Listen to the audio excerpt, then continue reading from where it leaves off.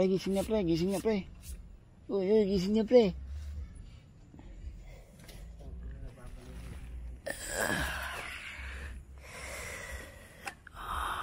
Great of you.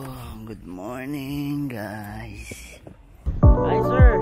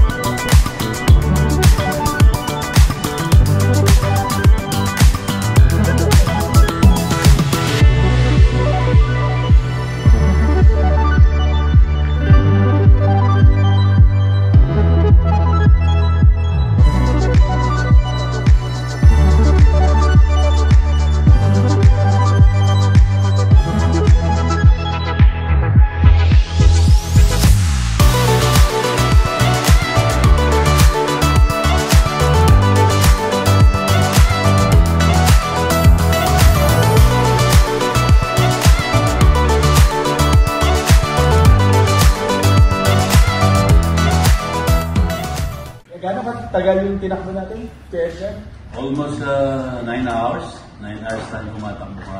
Hindi yung papuntang Pagpartakan. Diretso kami. 15 hours. 15 hours. 15 hours with stop. With stop yun. With stop. So, ano siya, 600 plus kilometer diretso from Manila. So, kamusta naman Tita Reggie yung experience? Si Edgar, naantok dun sa road. I think lahat naman tayo inaantok kasi ang haba. Lalo na nung tugigiraw to sa tahanan. Pero nung medyo pumasok na ng Santa Ana umulan, nagising, no? Oo, yeah.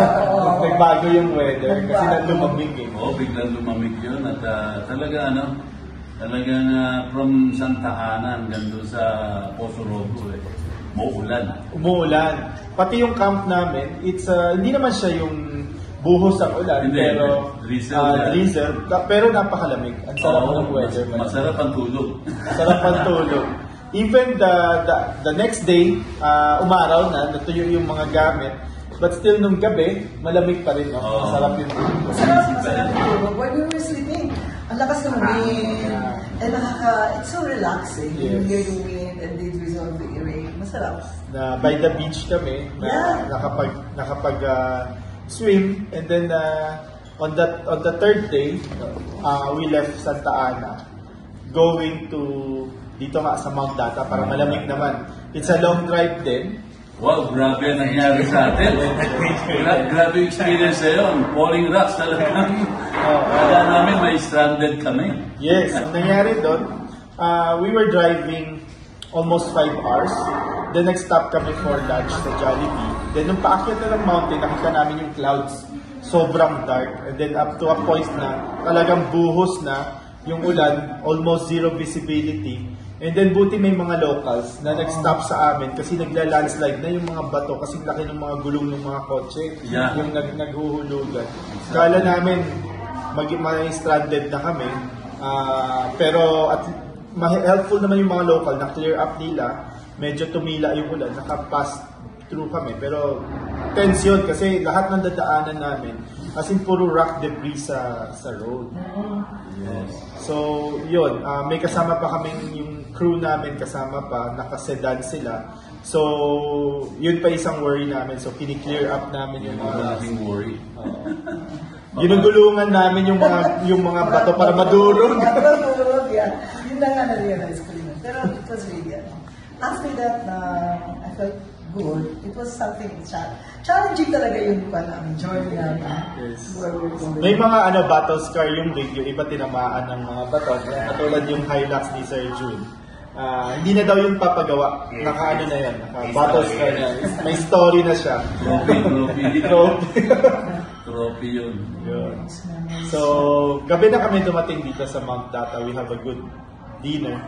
And Yeah. then the next day, nag-ano kami, birthday kasi nung pamangkin ko si Gabi. So, nag-picnic kami dun Barbecue. sa harap ng hotel na may malaking parang forest area. Tapos nag-bonfire, grill ng mga food. Then on the afternoon, we go exploring. So, may mga view site kami na napuntahan. Yun ang exciting. Nung pauwi na kami, siguro sabi ng Google Map, gusto niya ng adventure. So, dinala kami kung saan. So, yun. Grabe yun. Grabe yung akyatan na yun. Talagang na-fulfill yung road trip ko. Grabe ang kurbahan. Grabe. Pero thanks God, itong patrol, itong dala-dala ko, never akong gumamit ng 4x4. Talagang lumakas. Ayun. Kayo, anong experience, Sir June? Okay lang. Na-practice yung driving. Na-practice. Meron kami mga kasama, yung pinsan ko at saka yung mga ibang kasama namin na pagka tanong namin, nandun na kami sa patag, nakatulala na namumot lang. Interviewin natin si Kuya Kokoy kung kamusta yung experience niya. Halika Kuya Kokoy, dito ka. Ikwento mo yung experience mo dun sa landslide at saka dun sa naligaw tayo kahapon. Sa landslide po, nung first time po namin may encounter po na nag-landslide. Kinakabahan po kami, akala namin hindi kami makalusot. Kasi nga, OD po yung dala namin. Pero magaling yung mga bodyguard ko eh. Hindi naman sa si Junkie. Pulot ng bato. Tagalinis ng kalsada. At saka yung naligaw kami, alam kung kaya ba namin yung kalsada. Kasi nga po, OD yung dala namin. Masaya po sa process. Experience. So, yung mga may lubak, binuhat ko yung sasakyan. Yung may lubak po, pinapababa ko po sila para mas Gumaan. mga road. So, ayun, 5 days overlanding on the the most farthest tip of Luzon. Eastern side. Actually, yung campsite namin. Thank you kay Bro Aldous for inviting us para makapag-camp dun sa property nila. Napakalaki. And ang harap nun is Benham Rise. Benham. So, yun ang ganda. Kung gusto nyo pumunta ng Santa Ana, Cagayan, search nyo Poso Robo. Okay. Enjoy. Ikaw, Sir Jude, kamusta? Second time na sumama sa group, pero sobrang okay. Sorry. Right, when we go overlanding, we encourage buong family to join. So it's a wholesome travel. Yeah, Pati mga family-oriented, kids. yeah. Yun. Okay. Okay. Yeah.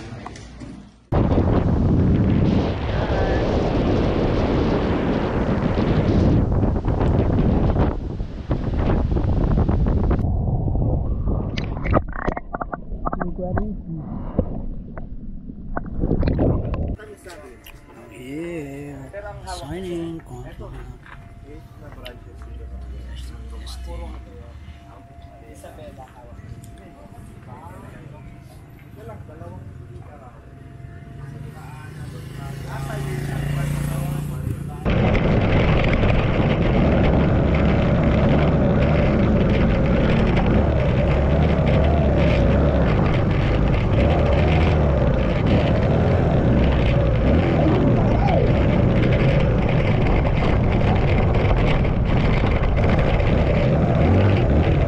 Kilid kami sa awat madabaw na iyaw. What's up, Kuya Roy? What's up? Hey, June. Don't make it hide. Shot. Kuya Roy, shot. Go.